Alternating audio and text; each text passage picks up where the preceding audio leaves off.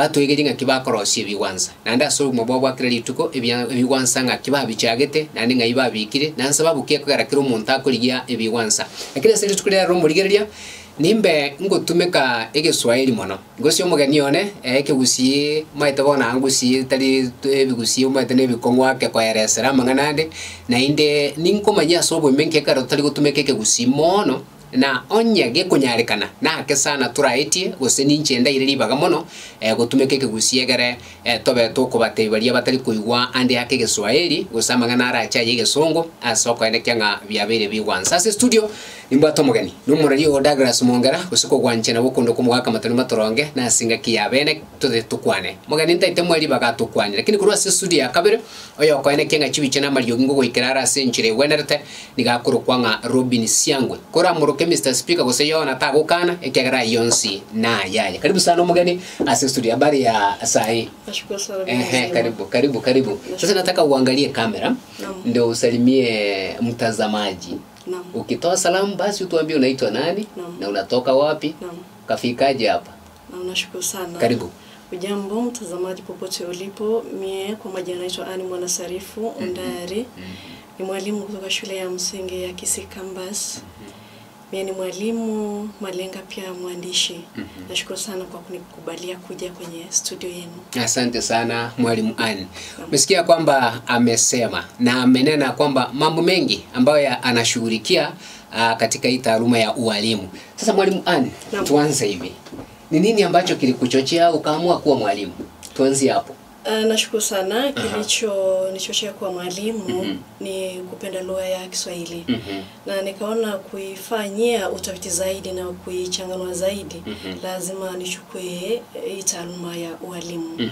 Hapo ndipo itaniwezesha kutimiza ndoto zangu na kufanikishia wale ambao bado wakuona mtazamo hasi, kuwachangamsha, kuwapea umuhimu wa kujua lugha zaidi ya lugha nyingine ambazo wanazijua. Na unajua kuna wakati mwingine wazazi huwa unapata mara nyingi wanachagulia watoto taaluma zenye wanatakiwa kusomea. Napata mzazi anaambia mtoto wake mimi nataka uwe daktari. Mimi nataka uwe profesa, mimi nataka uwe askari. Sijui mbona waache imbia watoto wawe mapastors. Sasa kwako wewe mzazi aliwahi kukuambia kwamba nataka uwe kitu fulani? Naam, aliniambia niwe daktari, lakini sikuwa na moyo wa kuwa daktari kwa sababu kule lugha inakuwa fupi na mara nyingi sina hiyo hali ya kuongea zaidi. Nilikuwa nataka niwe mwalimu nipate nafasi kubwa ya kuzungumza na kukipiga debe Kiswahili. Sasa mbona ukaamua kuzingatia Kiswahili tu peke yake? Ukuweza kusomea hata Kiingereza, historia, hisabati, unajua tukuna subject nyingi. Mbona ukaamua Kiswahili tu peke yake? Niliamua Kiswahili kwa sababu mwalimu ambaye alinifunza shule ya msingi alikuwa anazungumza vizuri, alafu kazi yake akifanya darasani alikuwa anaifanya zaidi kuliko alikuwa na bidii katika hilo somo. Alafu tena nikaja kugundua jinsi ambavyo alikuwa anatumia bidii zake kufunza wanafunzi. Pengine kuna baadhi ya wanafunzi ambao walikuwa wana kama Kiswahili ni lugha duni. Ndio maana alikuwa anajikaza zaidi au wanafunzi wajue kwa zaidi ya masomo mengine pia Kiswahili kinafaa kupewa nafasi ya kipaumbele. Huo ndio sana ulinipea msukumo wa kukifafanua Kiswahili na kukivulia nguo. Kabisa. Mtazamaji wetu, unajua kwamba unaendelea kufuatilia. Bado tungali vitamu ununuliwa. Ama vitamu ni umesema ni vitamu ni bei ghali. Kwa hivyo tunataka kuzungumzia hasa masuala ya kielimu na inaenda aje ama iko sambamba aje na maneno ya utamu ambao tunazungumzia. Tumeanzia tukisema kwamba wewe mzazi alikwambia uwe daktari, but huko kubali kuwa daktari, ukaamua kuwa mwalimu wa Kiswahili. Mara nyingi wengi wanasema taaluma ya walimu hailipi vizuri. Mtazamo wako? Mtazamo wangu, mara nyingi wakati tunafanya kazi ndio tunataka pesa, lakini tusiweke pesa mbele zaidi. Iwapo serikali itakuja kudhamini umuhimu wa mwalimu kwa ndiye anafanya kazi bora kwa sababu alifunzwa na mwalimu, bila shaka yeye basi atafanya kila ambacho ataweza kuona kitamtosheleza mwalimu.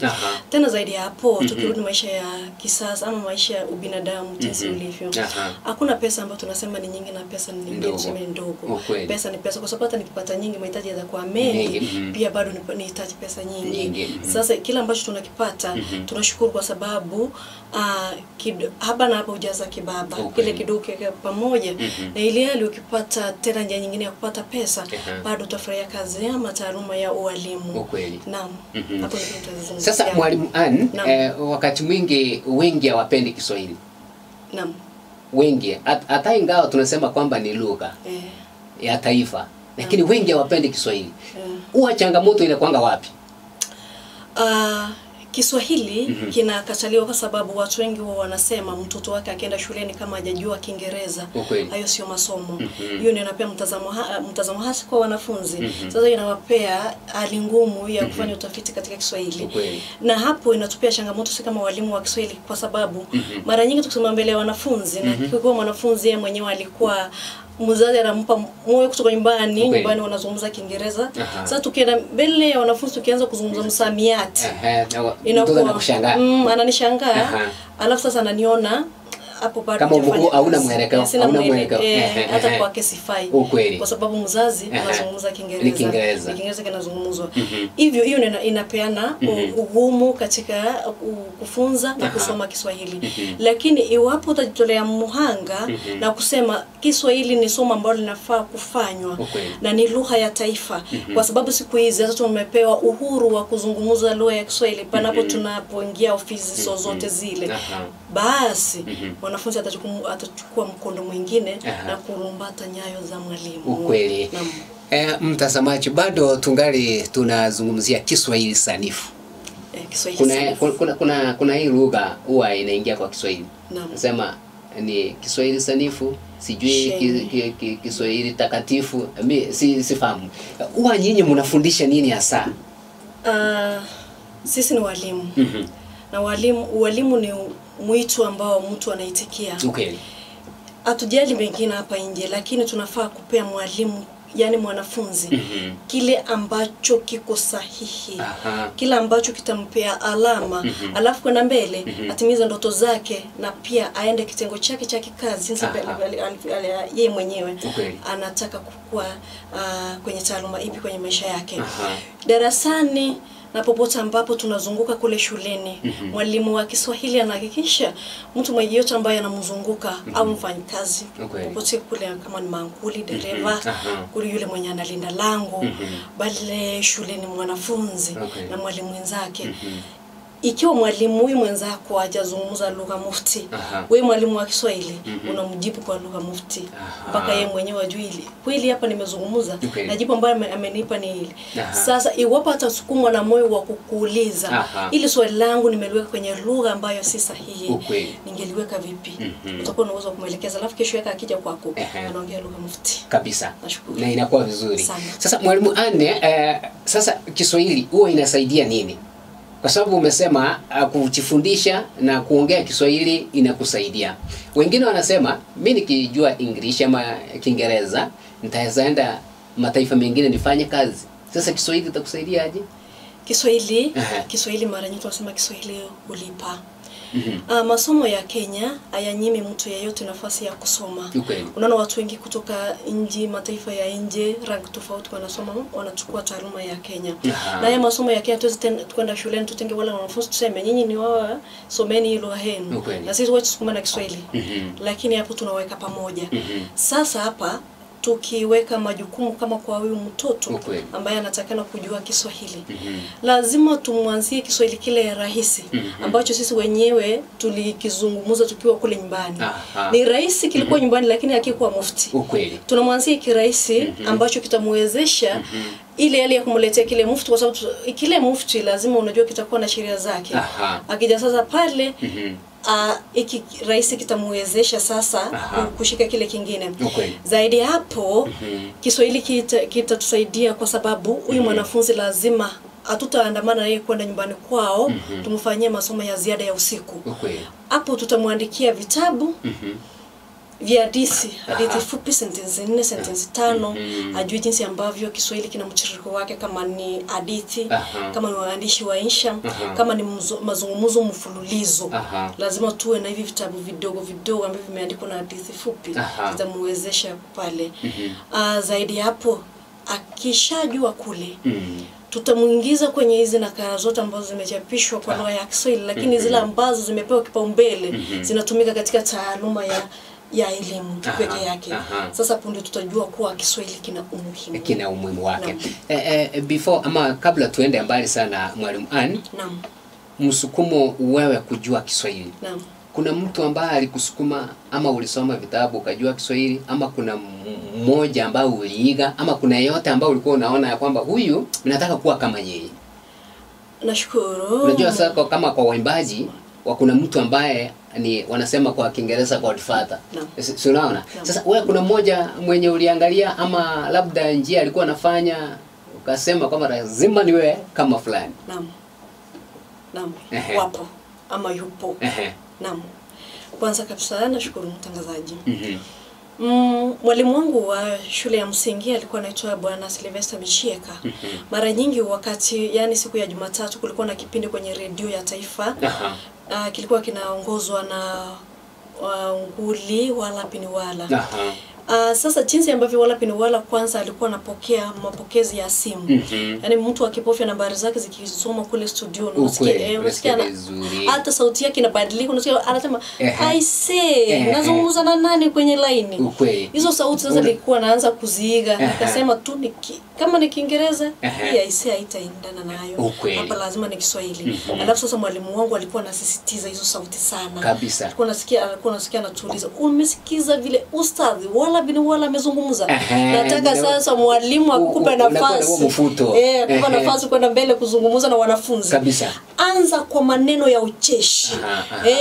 Anza ukitamka vizuri kwa nguvu na jiamini. Kabisa. Hiyo ilinipa msukumo zaidi sana. Zaidi ya hapo, ndugu yangu mkubwa ambaye anaitwa Godfrey alikuwa mwandishi wa mashairi kitambo. Alafu alikuwa anapenda kuimba nyimbo za taarabu. Nyimbo za taarabu au wa tribu ambao ni study wa utunzi wa hizo nyimbo. Kabisa. Maneno yao yanakuwa ya Kiswahili cha ndani kile cha Zanzibar. Alafu na sauti yao vile ilikuwa imenyooka. Ndugu yangu sasa kaanza kama unapembelezwa. Na mimi hapa Kisii sasa yetu ni kama tunagombana kidogo. Tunagombana sauti, alafu nikasema hapa nikiungana na hawa alafu nibadilishe sauti kidogo. Hakika utakuwa gwiji sana. Alafu nikienda sasa na hiyo mbio yao ya mazungumzo, lakini zingatie kanuni na sheria za Kiswahili. Kwenye mikisasa mbalimbali kwa Kiswahili lazima kiwe mufti. Kabisa. Nilikuwa najiona kuwa nitakuwa bora zaidi. Kabisa. Hapo ndipo naomba Mungu tufikishe tu. Kabisa.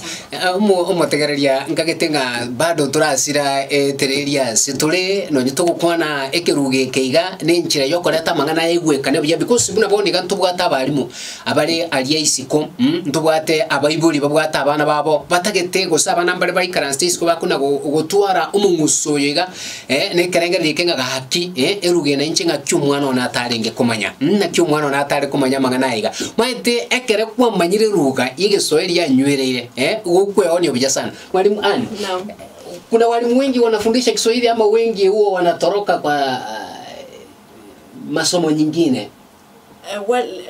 Nashukuru sana. Baadhi ya shule ambazo nimezunguka kufunza, mara nyingi walimu wanakipenda Kiswahili lakini kwa kiwango fulani. Ukweli. Alafu na kivyangu na damu yangu kule ndani ya mishipa inaniambia Ann Kiswahili mpaka kilele. Ukweli. Labda ile siku Mungu atasema sasa mahali umefikia ni kupumzisha. Ukweli. Hapa nenda kifanyio kuwa na uwari, wacha roho ikudunda wakati unafunza Kiswahili. Sasa wakati roho inanidunda sana na yule mwingine imdundi, lazima nimfanye mdundi, lazima nimsukume mpaka kuwe na ari.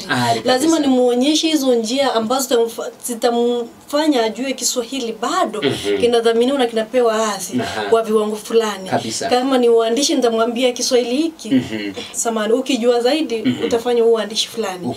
Uandishi uandishi lazima kwenda mbele, kutakuwa na vijisenti ambavyo utakuwa unavipokea kwa sababu umeandika, umechukua muda wako, umepeleka kampuni, kimechapishwa, hizo ni hela umezichukua. Na wewe ukipewa kule nje, lazima utapewa vijisenti kwa sababu tunasema huu mkono ukitoa unapokea, ukitoa unapokea. Huwezi pokea kama hujatoa. Au hujatoa. Kabisa kabisa. Sasa mwalimu, kitu yenye ambayo inifanya nikawa na msukumo kukutafuta. Nilikuwa ninapita mtandao sana. Naam. Nikaona huwa unaenda mikutano nyingi sana. Naam.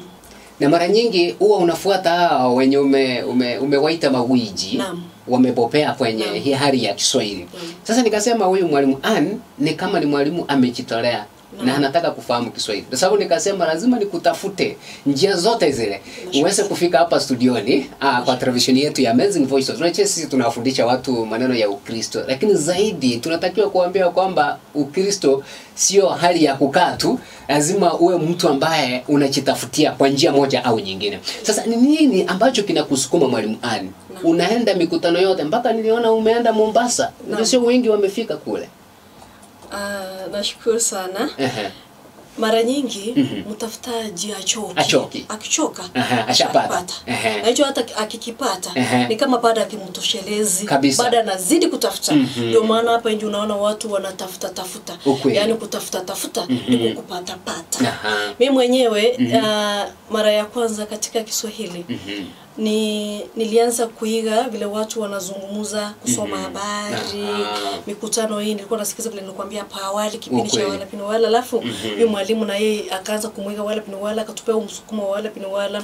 Kiswahili hicho chake ambacho kilikuwa kimechapishwa kwenye vitabu vya Mufti tulivisoma sana, misamiati kanata kama sumaku kwenye akili zetu.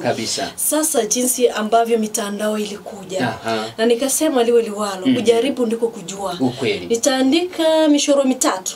Nikipachika kwenye mtandao, yeyote yule ambaye atapita, labda alikuwa na kwenye pita zake, atapata. Sasa mwalimu, unajua nilikuona kwa gazeti moja Daily Nation umechapishwa hapo na hadithi yako ulikuwa umeandika.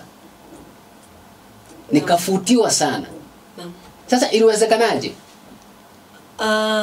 Kule ni huku kuandika mashairi, kuwa na hiyo tamaa ya kufanya jambo. Hapo ndipo nilijipata nimepiwa simu kutoka Nairobi, tunaona unachorea sana, wewe ni mwalimu fulani, sasa tupe hadithi yako. Na wapi walikuwa wanataka kujua msingi wangu wa kukijua Kiswahili ulianzia vipi. Hapo ndipo nilipeana hadithi yangu kwa msingi wangu ni kule nyumbani.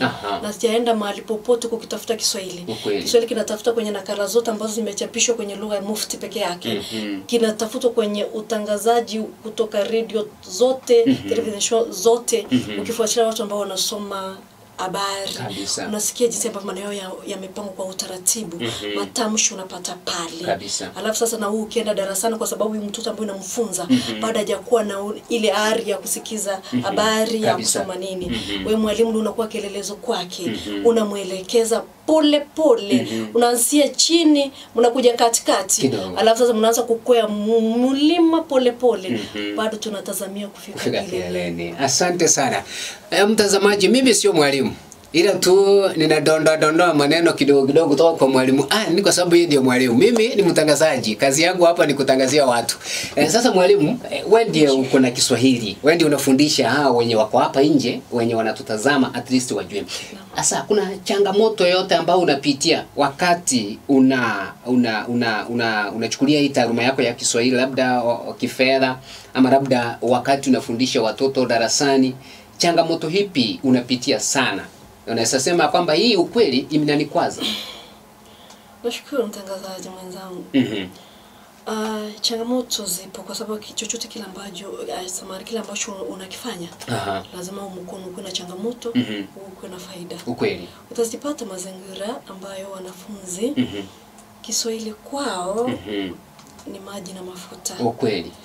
Hata ukijaribu kulazimisha, mwanafunzi hayuko tayari. Na sana mwanafunzi akishagundua anafanya vizuri kwenye somo fulani na ile somo ambalo amelifanya vibaya ajapokuwa ipewa msukumo huyo hata uje uanze kumsukuma inakuchukua muda unapembeleza saa nyingine kazi hafanyi mara nyingi anakudanganya mpaka inakusukuma labda utaweza pepa kiboko lakini tena ukiangalia ukipepa kiboko atachukia lugha zaidi sasa inakubidi wewe mwalimu uende chini ya wewe mwanafunzi umpeleke kando umpembeleze kwa sababu unataka abadilike zile alama ambazo anapata yale masomo mengine ziko juu kuliko Kiswahili umpembeleze mpaka afike hata katikati utenge muda wako yani upembeleze kwa njia yoyote ile ambayo wewe mwenyewe unaona haifai sana lakini sasa inabidi ujitolee mwanga hadi mwanafunzi afurahie hilo somo. Tuseme kwa walimu wenzako wenye ambao mnafunza nao. Naam. Hawaoni kichicho. Hawako na kinyongo kidogo kwamba mwalimu ani mbona kila wakati anapewa zawadi. Unapofanya vizuri lazima uwe rewarded, upatiwe zawadi. Walimu wengine hawaoni vibaya kwamba mbona wewe si kwamba walimu hawajailetwa kwenye hilo somo wafundishe. Lakini wewe ulipoingia watoto wanabombea. Mara nyingi ukifanya vizuri. Hiyo sio changamoto.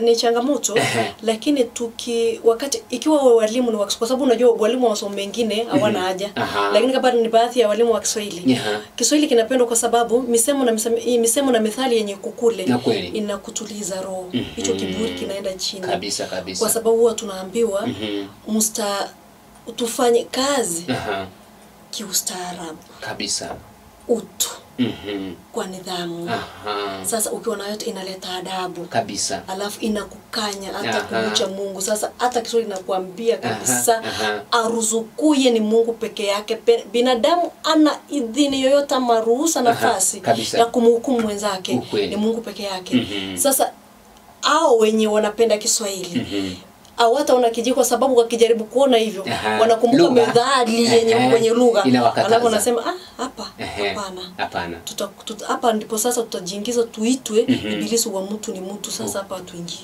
hapana hapa tutashikamana na huyu mwalimu atuongoze kwenda mbele kwa sababu ikiwa yeye ashafika mahali amefika na sisi akitufikisha pale tutafurahia zaidi walimu wakisoma mahali popote walipo wana umoja kwa sababu wanajua umoja ni nguvu utengano ni udhaifu asante sana umurigererio na mangana gagenda tugwansa gege bigwansa niko bikugurera turi chisemime tete ko egerania nga kitokorosi bigwansa lakini ase sector y'ichisemi kura asesemi umwana okaro umwansu yani abwato bwansu no bwege Swahili na boko yunga amaene enchini mbwato mwana nabagukina ekerenge kama sike nabikunyarika nambale bahange tubwalimu asi sababu ya mugo seyende lakini akaro kuigurige Swahili bune ko mwana wago kwana no wanyena asenga yani unasikia kwamba umefutiwa kabisa na unatamani ya kwamba mtoto wako awe kama mwalimu Ann. Sasa mwalimu Ann tumesema kwamba Kiswahili kitukuzwe mnasema Kiswahili kitukuzwe kipatiwe kisifukuzwe lakini kitukuzwe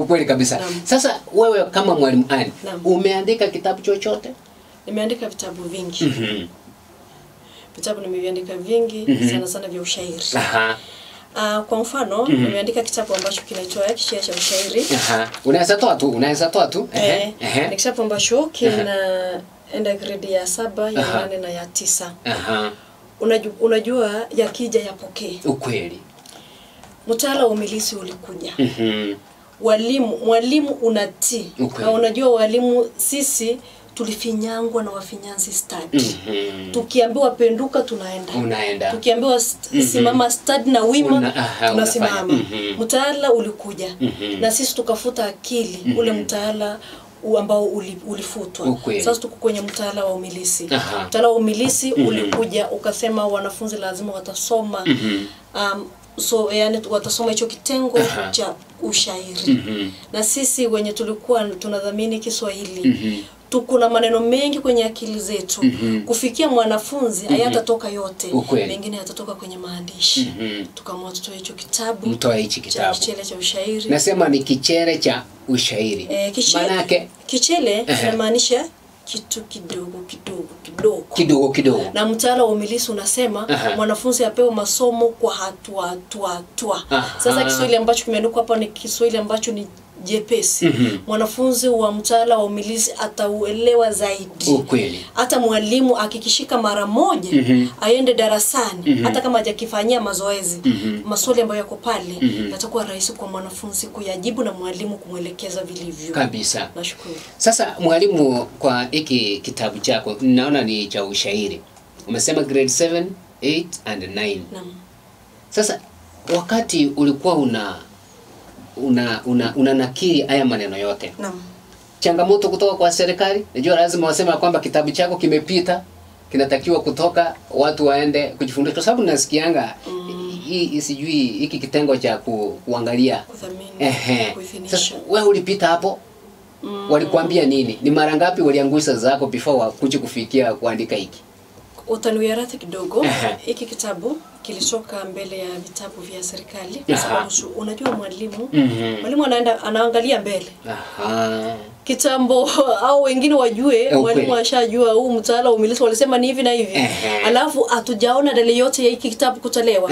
Basi sisi kama waandishi wachanga tena walimu. Unajua mtaala umilisi sana ni kukuza vipaji. Kabisa. Vipaji. Sasa hapa tukasema walimu tumeondoa vipaji vyetu lakini bado tuko chini. Wacha tu hiki kitabu mbele.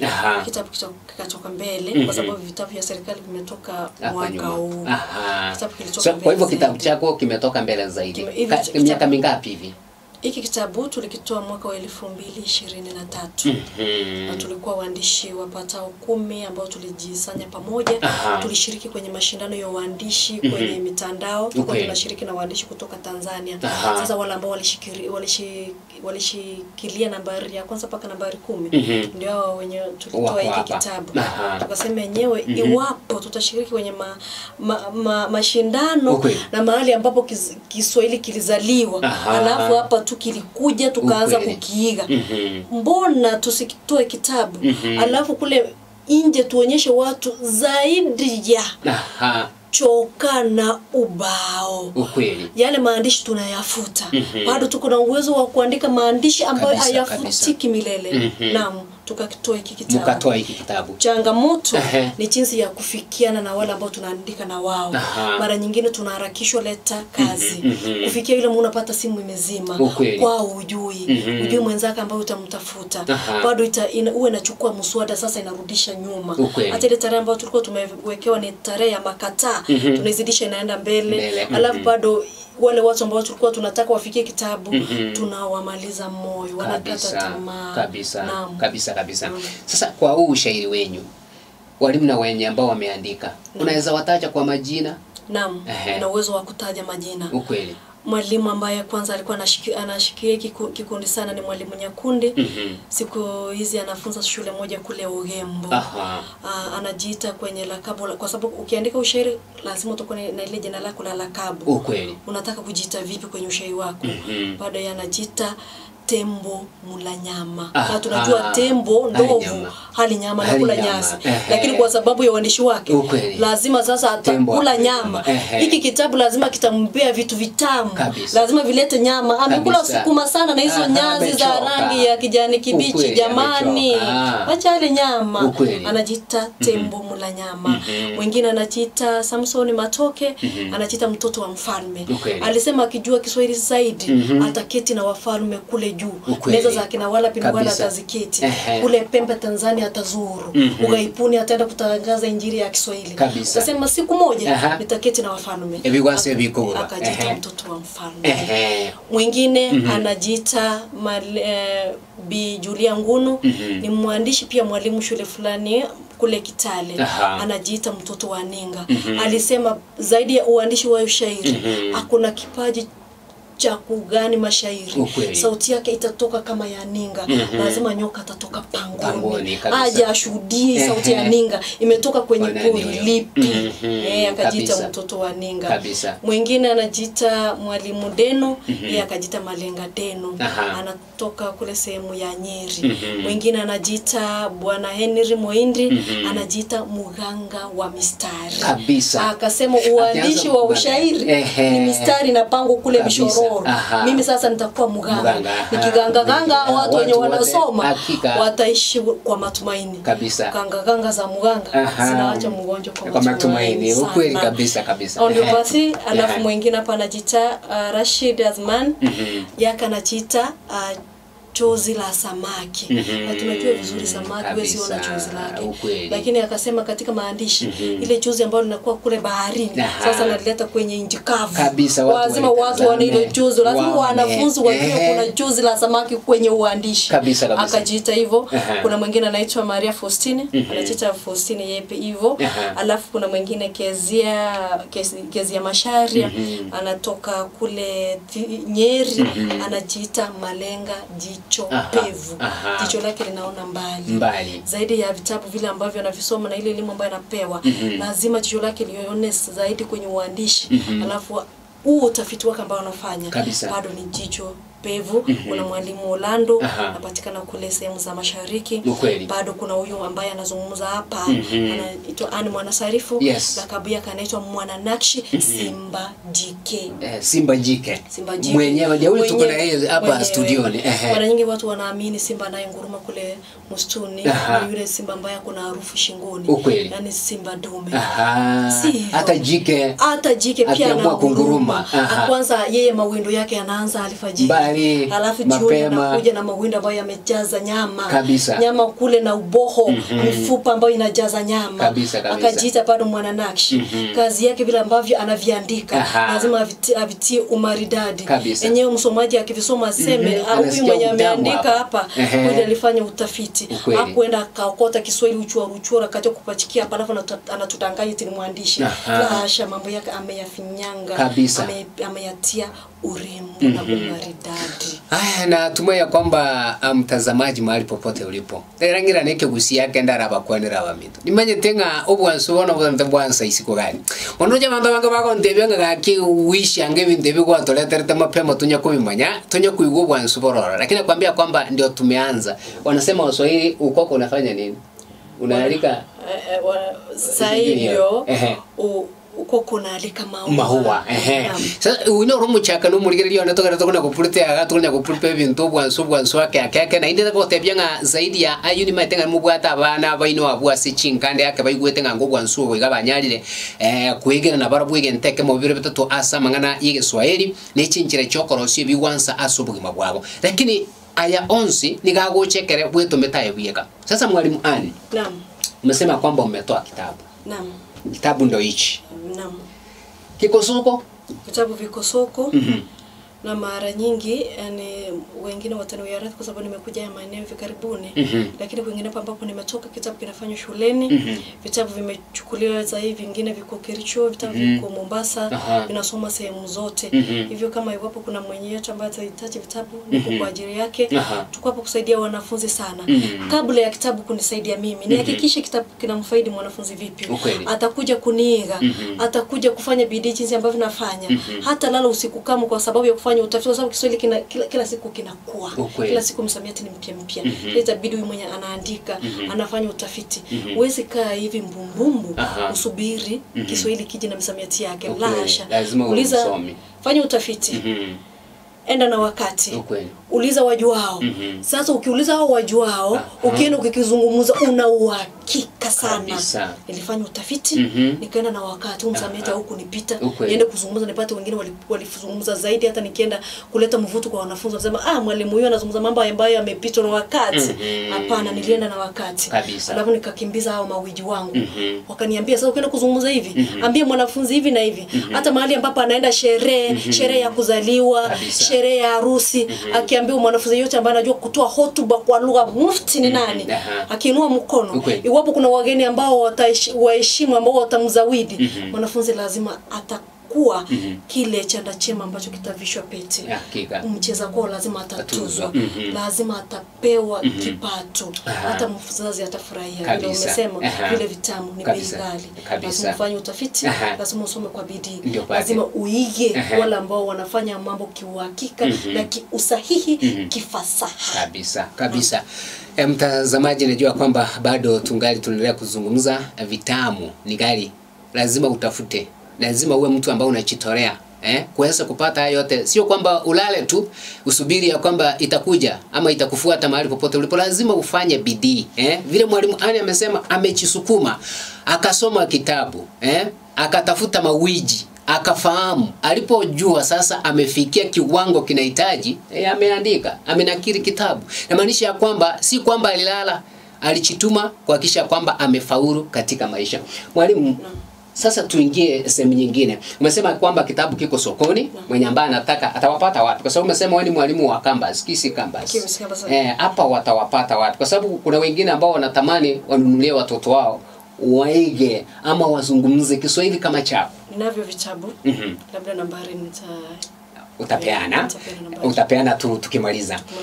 Sasa tunataka kuingia kwa maswali mawili ndio tumalize kipindi chetu asubuhi ya leo. Nimesikia kwamba nyinyi kama walimu mnakuanga na masuala nyingi ya michezo shuleni, hasa maneno ya muziki. Mnasaidia watoto namna gani kupata riziki? Kuna umuhimu wa kufundisha watoto music ama muziki shuleni? Umuhimu sana. Kwanza mtoto awe na ule uwezo wa kutoogopa. Hata akishtuliwa maneno yake yanakuja moja kwa moja, tena kwenye matamshi mazuri. Sasa tukianza tamasha za muziki, sana sana kitengo cha ushairi. Mwanafunzi akianza kukariri, unajua kule anaenda kupatana watu wageni. Na anajua hapa ni alama, anashindana. Sasa katika kile kiwango cha kuwafanyia mazoezi, mwanafunzi anakuwa na ule uwezo wa kuwa na ucheshi. Kwa sababu akianza kuzungumza kuna yale maneno ambayo yatakuwa na huzuni, atajua vile ataweka sura yake. Yale mambo ya furaha, atajua vile anaweka sura yake ya uchangamfu, ya tabasamu. Ya huzuni, anajua vile atahuzunika, kushika tamaa. Na pia awe na uwezo wa kuwa na ule uwezo wa kuweka kumbukumbu. Masomo mengi yanahitaji kumbukumbu. Tukianza kufunza wanafunzi mambo ya ushairi, unajua unapewa mwanafunzi, enda shika hapa, kesho leta hiyo karatasi. Sasa anza kukariri kutoka kwenye akili. Tunajua sasa ni kumbukumbu. Tunamweka kwenye kiwango cha kumbukumbu yake, awe kwenye maisha yake awe na kumbukumbu nzuri. Pia awe katika ile hali ya kujiamini. Liwe liwalo. Waswahili walisema atakayekubali kushindwa si mshindani, kubali. Yani yule ambaye anataka kuwa mshindi lazima akubali kushindwa. Kumaanisha hata kama anaenda kukariri, kuna washindani wengi. Akipewa matokeo yake ambayo kama hajashinda, akubali, kwa sababu leo si leo, kesho ipo ambayo ni fumbo. Ili fumbo ambalo tunafaa kulifumbua kesho, atafanya bidii zake, atakuwa mshindi. Akiwa mshindi, kuna tuzo lake. Lazima atatukuzwa shuleni. Lazima atapewa kipato chake. Na zaidi ya hapo, katika tamasha za muziki, tutapata na wale wanafunzi ambao kuna talanta zao ambazo hatujazigundua. Mwanafunzi ataweza kuja kuuliza, mwalimu, ikiwa wewe uliandika ubeti huu, mimi nitaweza kuwa na uwezo wa kuandika. Unamwambia, wewe enda changanya ndimi vile unataka, uniletee niariri. Ukiariri, anakuuliza, yale maneno niliandika yako sawa? Unamwambia, yalikuwa sawa sana, lakini kwa ushairi kuna mpangilio, kuna harusi, kuna sheria. Nikana nikaziweka tukatengeneza ubeti. Alafu sasa mwanafunzi ataona enyewe hapa kuna sheria. Kesho atakuja na mistari mitatu. Kesho nyingine amekuja na ubeti. Kesho nyingine akiandika karatasi, unamwambia sasa leta karatasi 3. Leta 4, leta 5. Unaariri. Wacha sasa tutafute mtu atusaidie pesa, tuchapishe kitabu. Atachapisha kitabu. Hizo ni nguvu zake. Akili ilikuwa yake. Hawezi pia na bure kule nje. Kwa sababu hakuna cha bure hii dunia. Bure ni yule mtu ambaye anaketi. Na sasa tunaambiwa hivi, heri uende bure bila pesa kuliko kuketi bure. Utatuonyesha dalili yote kwenye mkono, ni nini hasa unacho ndicho upate kile. Hauna. Hata kumbuka kwenye Biblia umesema hii station ni ya mahubiri na injili. Kumbukeni vifungu vya Biblia vimenakili vizuri. Mungu aliuliza Musa, unataka nikusaidie? Uko na nini mkononi? Akasema niko na fimbo. Mtoto anataka kusaidiwa, ana nini? Kitabu. Unafikiria watu hapa nje wenye uko na moyo wa utu, lazima atasaidia mwanafunzi. Lazima atapata mfadhili hata kumlipia karo ya shule. Hiyo itakuwa furaha kwa mzazi na jamii nzima. Mwalimu hapo alimpea msukumo. Mara nyingi tunasema walimu Mungu ndiye analipa. Serikali haiwezi. Kwa sababu serikali inatuambia funza hapa, nenda nyumbani. Na sisi tumegundua vipaji. Lazima tutenge muda wetu. Tujenge huyu mtoto aje kunufaisha mama yake kule nyumbani, baba yake, wafurahie maisha. Maisha yao, tusije kulaumiwa. Watoto wazije kuwa wasumbufu kule nje, mienendo hiyo mibaya, waje kuwa wezi. wa mabavu watuhangaishe. Unajua mzazi mtoto akikuhangaisha yeye atakuwa pwa. Ule ndio atapatana na pwaguzi. Maisha yataisha. Safari utakuwa kugumu. Utakuwa kugumu sana. Naam. Sasa mwalimu, nimeweza furahia sana umesema kwamba unafundisha watoto muziki na hakika kwa njia hii mnanufaisha watoto na wao pia kujua talanta wako nazo. Sasa maneno ya utamaduni pia mnafundisha watoto? Utamaduni tunaufunza sana. Utamaduni wetu na utamaduni wa wengine. Waheshimu utamaduni wetu, waheshimu utamaduni wa wengine. Huu ndio unauleta uwiano, umoja, uhusiano na uelewano kwenye jamii. Na hasa kwa watoto inawasaidia namna gani? Kwa sababu kuna wazazi wengine wanasema kwamba maneno ya utamaduni ilipitwa na wakati. So kwa wakati huo haina umuhimu. Sasa wewe kama mwalimu wa Kiswahili, mwalimu ambaye amekomaa, so unaweza waambia inalingana kiaje na maisha ya kileo? Kisasa hivi kwa sababu wanasema mambo ni ya kisasa. Kweli. Tamaduni nyingi kuna zile ambazo unajua sasa watu wale ambao ni wakubwa wetu. Kama juzi tumeshuhudia tamaduni nyingine ambazo zilikuwa zinasukumwa kwa mtu alafu akafanywa vitendo vya uovu. Wewe kuletwa picha nzuri kwenye labda tuseme kabila la Kisii, ya radhi kidogo nimenakiri kwa sababu umeleta hiyo mada. Kweli. Mwanafunzi akiona ile tamaduni ataweza sema tamaduni ya Kisii sitaiga. Sasa kumaanisha wala ambao wako mbele kule, wala ambao tunasema eti koti la babu halikosi chao kwa sababu wao kuna busara, wafanye mambo ambayo yatatunufaisha sisi kisasi, alafu tusaidie na hao kisasi kidogo. Hata tuambie umuhimu wa utamaduni kwa sababu siku hizo watoto wamerefuka wanaangalia mitandaoni. Sidhani kama kuna mwanafunzi ama mtoto mdogo ama yeyote yule ambaye kushuleni hakuona kile kitendo. Sasa ukiwaleta hapa enyewe tutakubaliana tuseme tu kosa ni kosa, rudia kosa ni kosa, si kosa, rudia kosa ni kosa. Sasa hapo tutasema ilifanyika maji ya kimwaka yazoleke, lakini lazima tuchunge tamaduni zetu na wakumbushe kuwa mwacha mila ni mtumwa. Lazima mila zetu tuzichunge. Alafu tukichunga zetu na sisi tunataka wale wengi wachunge zetu. Basi heshima zao na muzipe kipaumbele kabisa. Naam. Hayo mtazamaji, najua kwamba mambo ingali naingia vizuri sana. Na watu mnapata hapo nje kwa njia iliyo sawa kabisa. Naona hata director wetu kutoka studio ya pili anasema kwamba hiyo maneno sasa masomo ndio imeanza kuingia. Kama tungepata nafasi ya kwanza kusoma mwalimu Ann wangeingia darasani. Lakini wanasema kwamba tushapitwa na muda. Lakini masomo inahitaji usome hata wakati umezeeka ama masomo ni ya watoto? Hapana. Elimu ni bahari. Kwa sababu naweza pata watu hapo nje, watazamaji wetu nasema kama sisi tumekomaa, sisi ni wakubwa, sisi ni mababu, tunaweza soma. Una uwezo wa kusoma kwa sababu tunasema elimu ni bahari. Utaona vile bahari inatoshana. Na hii elimu ni bahari. Adui hawezi kuiteka.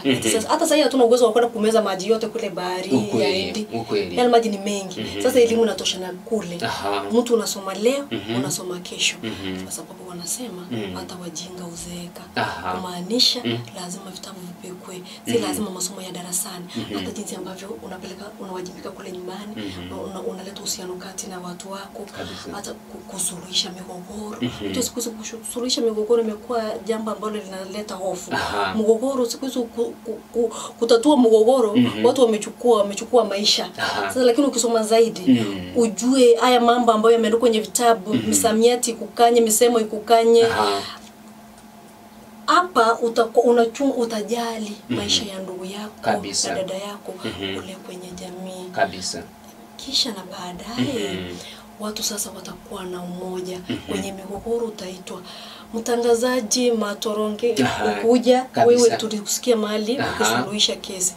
Sasa umesahau hata Suleiman. Watu walikuwa wanatoka mbali wanakuja kusuluhisha kesi zao kwa Solomon. Kwa nini? Alikuwa na maarifa. Maarifa ya zamani wao kuona kwenye uzi, Mungu alimpea. Siku hizi Mungu hawezi kukuambia leo nimekupa maarifa fulani.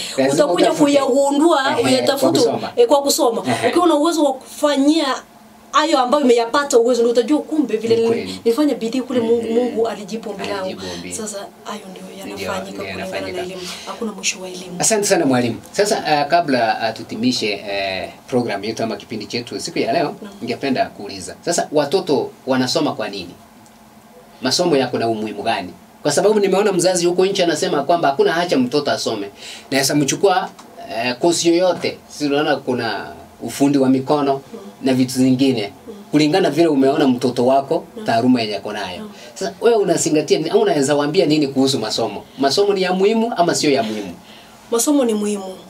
Yeyote ambaye anasema masomo si muhimu, anafaa kufuta hayo maneno yake kwa haraka sana kwa sababu siku hizi na nyakati hizi ambazo tunaishi, stakabadhi ndizo zinapea mtoto kazi. Kabla ya stakabadhi, maarifa ambayo aliyapata kutoka shuleni yatamsaidia kwa sababu elimu iko pale pale, kwa sababu inamfanya mwanafunzi siku za halafu aweze kujiimarisha kimaisha, asiwe mtu wa omba. Hata hivi vyuo vya anuai ukiingia kule lazima uwe na maarifa yenye umefundishwa na msingi wa mwalimu. Kama ni seremala unajua kuunganisha hii mbao na msumari, unajua kupiga randa vizuri. Kama ni mshonaji cherehani unashika vizuri, hiyo uzu unaunganisha na sindano. Hiyo ni masomo. Ni masomo. Alafu mtu anavalia nguka unauliza ulishona wapi? Nilishona kwenye mshonaji Matoronge. Ako wapi? Ako pale. Nambari ya simu ndio hii. Unapata pato lako kwa sababu wateja watakuwa wengi. Ulipata maarufu na maarifa wapi? Mwalimu. Si sokoni, si njiani, sio wale ambao kuna mtazamo hasi. Shuleni, vioni, mahali hivi vya anuai, mahali popote ambapo leo mtu amesimama kule mbele anakumiminia, anakupa uondo kuhusu sekta fulani. Na masomo ni muhimu sana. Ni muhimu sana. Mwalimu Anne, nimekupea nafasi. Sasa toa ujumbe wako kwenda huko nje kwa mtazamaji. Maneno yako ya mwisho yenye unawaambia kabla hatujamaliza. Kwanza kabisa kwa mtazamaji yote mahali ambapo ananitazama kutoka, na shukuru sana shule yangu na familia yangu ya Kisii Campus kwa kunipa ruhusa kuja hapa. Mwalimu wangu mkubwa na Masota, naibu wake wote wawili Dina na Bwana Felix, na walimu wangu wote ambao tunafanya kazi na wao. Na wapa taarifa kuwa sisi tuna uwezo na tulizaliwa kwa sababu tuna kusudi fulani ambayo tunafaa kutimiza. Tumeitwa kuwa walimu. Wazazi wametupea walimu watoto pale, tuwape maarifa vizuri, tuwalee kama watoto wetu, tuwape yale ambayo ni ya muhimu, yale ambayo yanafaa kuwafanya kuwa viongozi wa kesho. Basi na kwa mtazamaji yote ambapo yani mahali popote ambapo ananitazama, ujumbe wangu ni kuwa kila ambacho unakifanya usikione duni, ila tu ukifanyia ukarabati, ukifanyia utafiti zaidi, ukiongezea umadoido na umaridadi, kiwa tofauti na vile vingine, hapo ndipo utapata vitu vyako vitamu na vitakuwa kwa bei ghali. Kwa wale ambao ni walimu wa somo la Kiswahili, wasife moyo kwa sababu labda watasema Kiswahili ni kigumu, mara akilipi mara nini. La hasha. Kushika kwenye taaluma ya uandishi, utangazaji mahali popote, hata shati taa ambalo nimelivalia ni chama cha Kiswahili ambacho inasema cha Wakiru, ni chama cha wanafunzi wa chuo kikuu cha Rungu. Kumaanisha mimi ni mwalimu, bado nimejiunga na vyama vya Kiswahili kwenye vyuo vikuu nchini Kenya. Hata mahali popote ambapo Kiswahili kinatamka, mimi niko pale, bora tu nichunge ni Kiswahili Mufti. Naam, Taifa Leo kule kuna mitihani ambayo inafanywa, mwanafunzi anafanya alafu anapewa siku ya kupewa majibu. Mwalimu anamsaidia na saisha, wanafanya marudio. Alafu tena kisha na baadaye kuna mashindano kwenye Taifa Leo. Kitamu ni bei ghali. Mwanafunzi anafanya utafiti, anaandika insha vizuri. Ikiwa nambari ya kwanza anapewa pesa. Baada ya mwisho wa mwaka anazawadiwa karo ya shule. Hapo ndipo sasa hivyo vitamu utaviona ni bei ghali kwa sababu ulijitolea, ulitenga muda wako, kalamu uliichonga vizuri, ukulala, ulifanya utafiti, insha inapelekwa, inarudi, unatapata chochote, ukajikaza mpaka umepata hizo pesa. Ujumbe wangu wa mwisho, walimu wote mahali popote walipo masomo yoyote, tufanye bidii, tutii sheria za shule, alafu kwa yote mpeanaji riziki Mungu pekee yake. Ni Mungu. Ukweli kabisa. Nambari yako? Nambari yangu ya simu ni 070807 yani 44160. Rudie 0708 07 tena 416. Kwa Kiingereza sasa. Kwa Kiingereza ndio washike vizuri. 0708 074160.